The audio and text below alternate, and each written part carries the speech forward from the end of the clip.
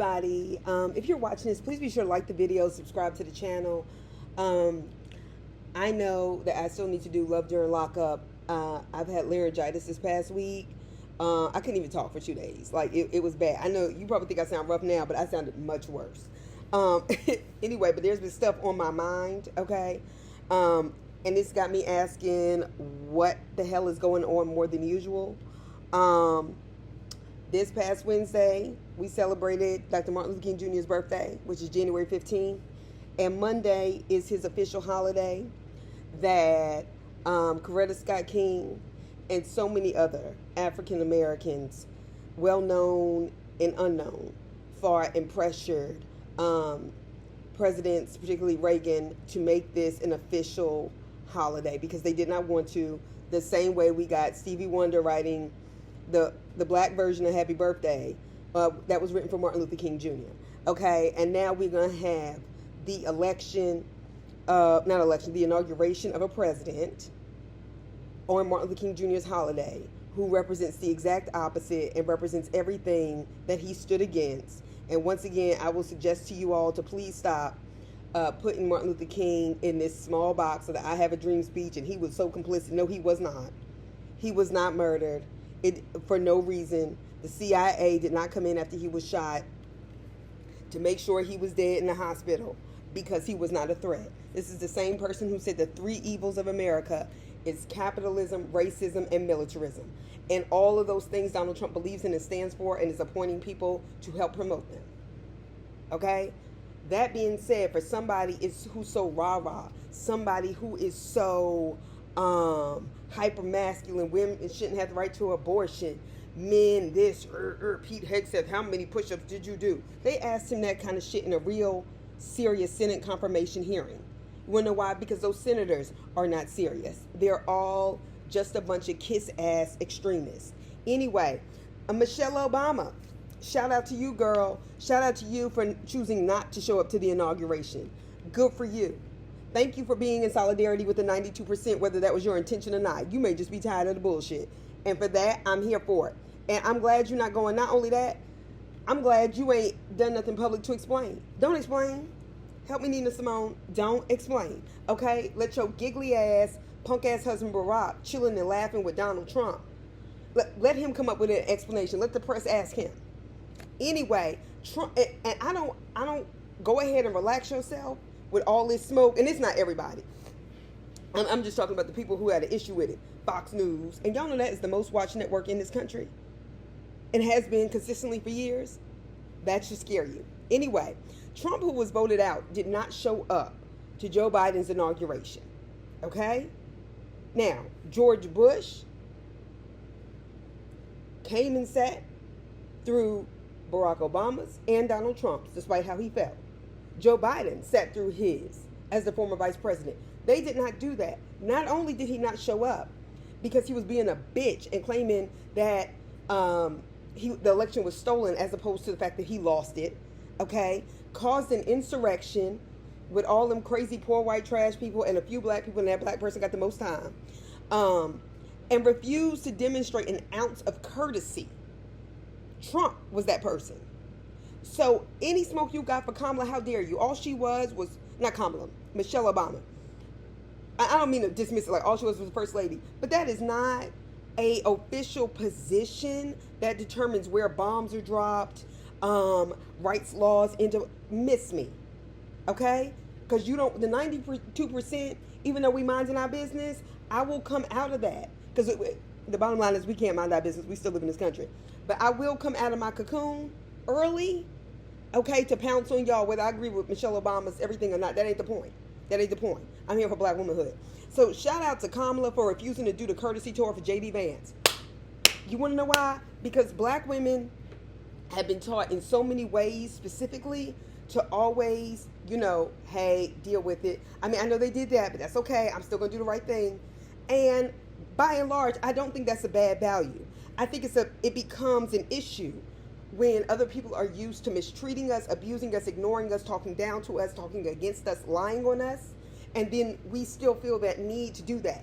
I shout out to Kamala Harris for refusing to do the courtesy tour for J.D. Vance. Okay? The hell with him. All the lies They told his comments about the White House is going to smell like chicken and curry, and she was elected. Meanwhile, you have an Indian wife. Black women owe y'all nothing. You can figure it out. You've been in the Senate. You know where to go. They'll draw you a map. All the people that work in the White House, you'll find it. Next. Okay. So I just wanted to get that off my chest. All right. And Kamala, I don't care what nobody say. I'm proud of you. I'm proud of you as a black woman. You were up against everything. And I was so here for you signing the vice president drawer and giving a speech and saying, you know, it is not like me to go quietly into the night. Yes, God. Go and get your rest, whatever you need to do. But also at the same time, any of us who's accomplished as much as Kamala Harris or, you know, the Michelle Obamas or whoever, we got to keep going, okay? And don't think you just going to run all over us. All right.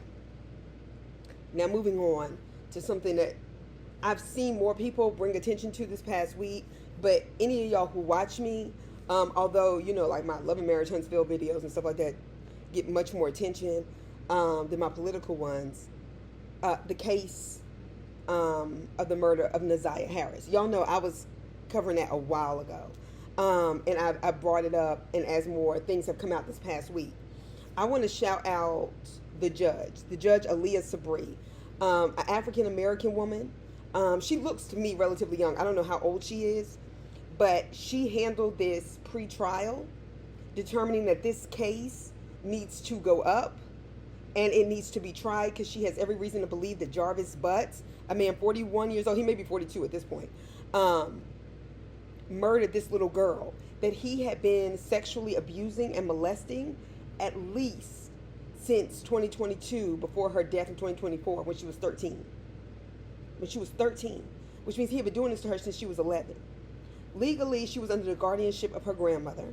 It's just a quick refresher. You can look this up online. And her aunt lived also with her grandmother and her 5 kids. Her 5 kids are by Jarvis Butts, the man who was molesting Naziah. Okay? He has at least 13 kids that we know of. The aunt had an on and off again relationship with him. 5 fucking kids with this man. The grandma gets on the stand and basically has this attitude, you know, the day Naziah Harris didn't come home, this bitch waited till the next day to call the police. Since when do you wait for a middle schooler and her cousins who go to school with her say, hey, she's not here at the after school program, and you were originally expecting her to get off the bus at a certain time? You wait till the next day to call the police? All of y'all knew what was going on. And I'm just going to say this because I'm not into the letting somebody off the hook kind of shit. Jarvis Butts needs to be under the motherfucking jail. He had already, and when they had pegged him to this crime, he was already in custody for being caught for having molested other children. And it's girls that we know of so far. We know there can also be boys, because these kind of people are always repeat offenders. He had already been in jail for that. When they asked the aunt, did you not know this? Before, they didn't ask her this in court. She was doing an interview. Did you not know this before about his past? She said, yes, I did. But when society, I think it was, the aunt. But if society gave him another chance, who was I not to? Bitch, a aunt, a mother, to not have her kids around him. Society, exactly, already gave him a second chance. He was already free. He had an auto shop. To me, that's the narcissistic arrogance of it all. To admit that you're a pedophile, but you know what, I don't do that no more. Huh? Because that's what he was in jail for. No telling what other shit he did. Now, mind you, that's not even, the grandma never shed a tear. She never, and this is the thing, and once again, and we can say people grieve differently, and some of them do. But there's something about the loss of things, and we've seen this, even if somebody doesn't boo-hoo, we've seen their face swell when they start to talk about things like that. There wasn't a tear. She had an attitude the whole time with the prosecutor, with the defense attorney. I don't even know whose side she was on. He was never allowed in my house. They brought the aunt in there because they wouldn't let them stay in there at the same time. She was like, oh yeah, he came over to the house. And she was like, well, my mom wasn't there. I was like, is that the story y'all came up with? This girl hadn't had her period in months. Had texted him about it. They had found all this evidence on his phone about how to get rid of an abortion with things like antifreeze. And there's a lot of people involved in this. The grandma who's clearly not protecting the child, we can tell by the fact that she wasn't concerned about a 13-year-old girl and waited the next morning. This isn't some 19-year-old kid who the police aren't going to look for because, until 24 hours have passed because they're of a certain age, like you're an adult. The police, nobody could ever find this girl's body. What the fuck did he do with it? What the hell were the Detroit police doing when we weren't finding this missing child? I don't want to hear about how her father, God rest his soul, died of a broken heart when he was out helping to search and put out flyers for her. Why wasn't she in your care, sir? If the mother is not involved, we don't know where she is. We know she's alive, not involved. You knew this was your daughter, and the grandma had a whole process to do this.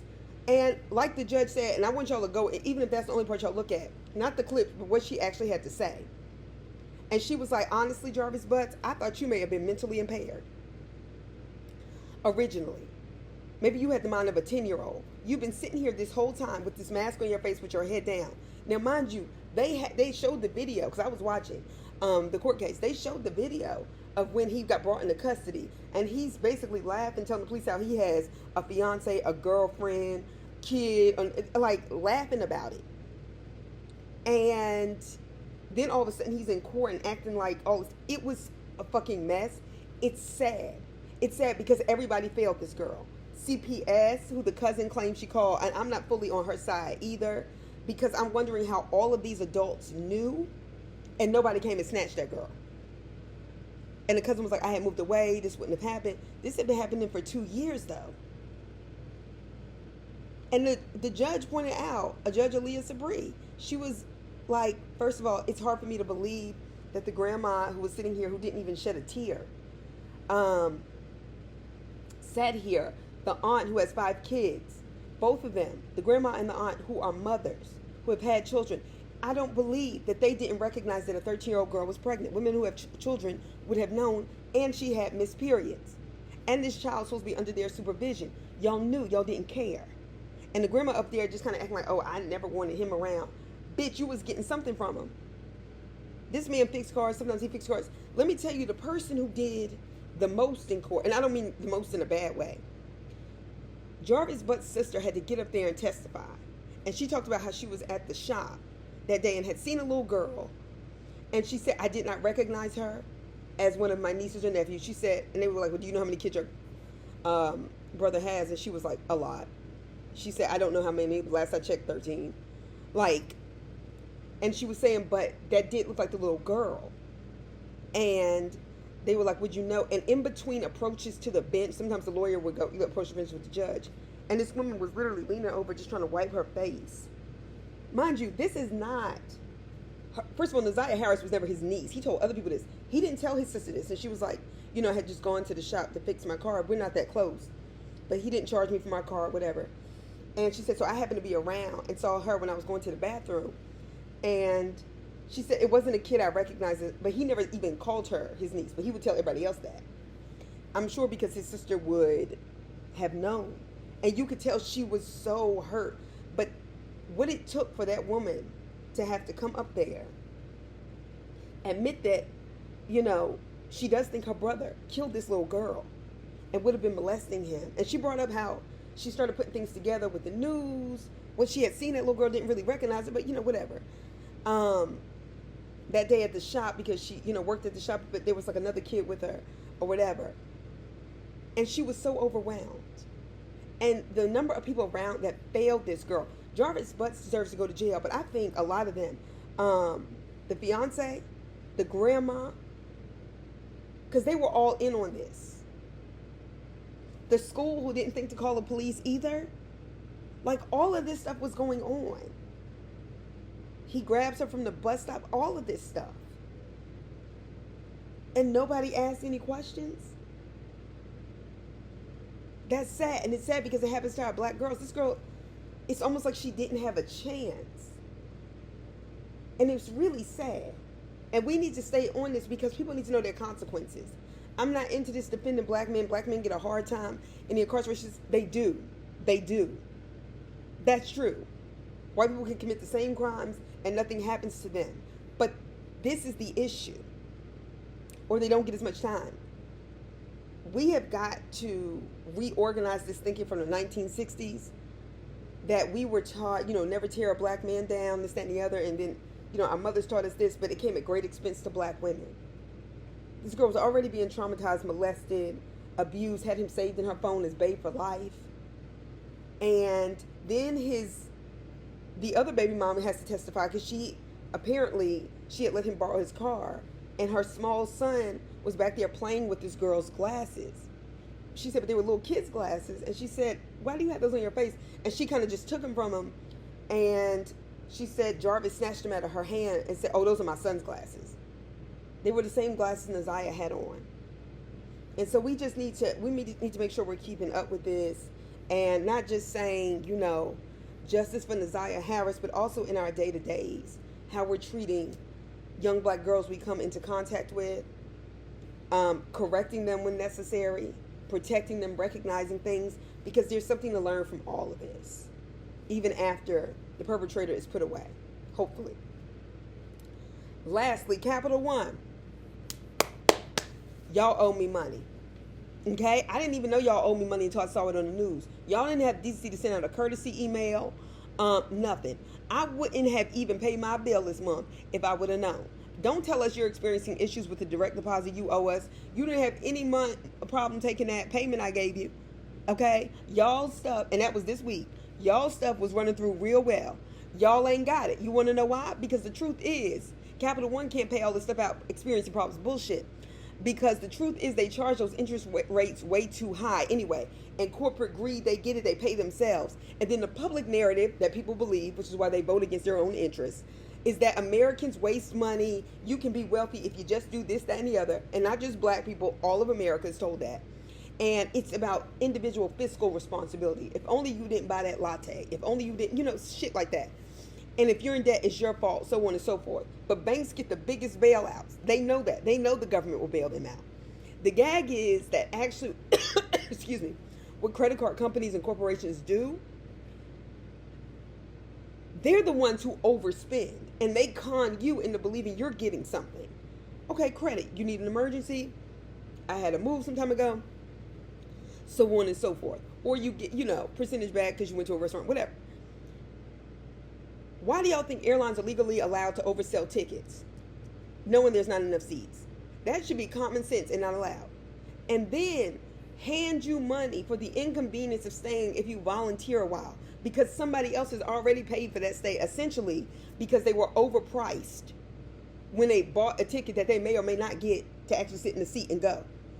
And then these people have attitudes when you're asking questions that work for these airlines. These are all corporations. They're all in on it together. And we got to be smart enough. Now, last and least, this bitch, Rosanne Barr. All right? You racist bitch, and you've been racist. This hoe got the nerve to have a rap video with Tom McDonald, and I know TikTok is dying out. Okay? They got the Supreme Court that Donald Trump has basically stabbed is upholding the ban on TikTok. The thing is, the Chinese have access to our data. We don't care. They have access to our data, and they're selling it. Yeah, so y'all want somebody to buy it. So now y'all can take our data, exploit it, use it, and then profit from it? Go to hell. Go to hell. Okay? Anyway, so Rosanne Barr has a rap video with somebody named Tom McDonald, who's apparently a Canadian rapper. First of all, Canadian and rapper is already a mess. Okay? Drake has already been obliterated off the scene. Anyway, I've never heard of him. But I saw this when I was scrolling through TikTok. That's where that came. They don't even want us to have an app that we enjoy while we deal with a dictator. And maybe that's best. Maybe we'll have time to sit around brewing about who's leading our country and why we need to get him out. Anyway, Rosanne Barr is dressed up, appropriating black culture like they do, like racists do, with those blonde faux dreads she has, or braids, whatever the fuck she thinks they are, and trying to appropriate a genre, trying to rap and talk like a black woman with the African American dialect. This is cultural appropriation. This is what ethnocide is, right? We talk about genocide. We talk about the massive killing of a group of people intentionally. Now, do they kill black people intentionally? Absolutely. We have a case for ethnocide and genocide. But ethnocide is also where you try to kill the culture of the people, but still keep the people to exploit the labor. That's what happened in slavery. That's why there's so much of us left. You wanted to destroy the culture to control the people. But you wanted the labor. And so every time, and you know, Nikki Giovanni asked us, what makes black people do what we do? What makes us do what we do, knowing they're going to steal what we have, take it, call it their own? What makes us keep producing despite it? And that was a good question that touched my soul, because this is the kind of shit they do. They told us rap was stupid, it was ignorant, it was this, it was that. It may have been, but y'all made an awful lot of money, and I'm glad my parents wouldn't let me listen to Eminem or buy his records. Now, and because you know what they were teaching me, that I shouldn't be impressed with white people who imitate blackness. And then they end up making more money. Because, see, white people don't jump to buy our shit. Okay? But they will jump to support a white person who imitates forms of black culture. It's the reason why Adele got Album of the Year over Beyonce. And then everybody's up there, oh, I want to be like you, Beyonce, this, that, and the other. You know, then give it back. That was some bullshit. This bitch ain't even a citizen of the country, and that's what y'all chose to do? She ain't that good. I don't give a fuck. Anyway, so the reason why she's even on our radar is because she was the one calling Valerie Jarrett a monkey and got Rosanne canceled, even though that was a poor white trash show anyway. So we knew she was racist. You are racist, okay? And you know you're racist. What you're doing right now is racist. You enjoy it. And you write a song called Daddy's Home referring to Donald Trump. The pimpness, the ignorance, the racism is exactly where we want it to be. Where they want it to be, I mean. Valerie Jarrett, just in case you don't know, was one of Barack Obama's longtime personal friends, his senior advisor in the White House, and now she's the CEO of the Obama Foundation. But one of the excerpts from the lyrics, and I got this from USA Today because I can only get through a little bit of that video on TikTok, was like, quote, they tried to cancel me and say that I'm a racist. Got a mean hook. They can't get with me with that jam. Trying to take away my right to go insane then. Well, listen up, because this granny's going bad. What the fuck? And let me tell y'all something. For somebody that y'all think is such a boss, and I may have already mentioned this, but I just want to talk about this moving the inauguration inside the Capital One Arena. Don't this just make sense? Capital One owe us money. The government owes us money. They spending it to obliterate people in Palestine. And that's why we really got inflation, because we fighting two wars, Ukraine and the Ukraine thing and the Palestine thing. The ceasefire, well, they have done ceasefire since the 1950s. They stolen people's land. And the only thing that's going to really end this is by giving it back. Anyway. But I say this because this is what we got going on. And we have to, arm ourselves with knowledge and be willing to fight to be free. Because I'm not willing to give that up. And I get, why black women need to relax, because we actually have done our part. And maybe next time, and we know they won't, they'll listen to us. But I also am not going to be prisoner. And I'm going to also stand up for what I believe. Now, I know my voice is scratchy. I don't know if I'll get to, the videos today. But this stuff was important to me, so I wanted to talk about it. But y'all have a good Saturday. Donald Trump, you moved inside the Capital One Arena. Why couldn't you handle the cold? Everybody was out there freezing at Barack Obama's, both of them. They was freezing at your last one. They was freezing at Biden's. Y'all some punks, man. Whatever. Suck it up. And then all the MAGA people went up there. Y'all done already spent money on hotels and stuff. They don't even know if they're going to get inside. This is turning out great. It really is. I love the way this is already starting out bad. All right. Anyway, talk to you soon. Bye.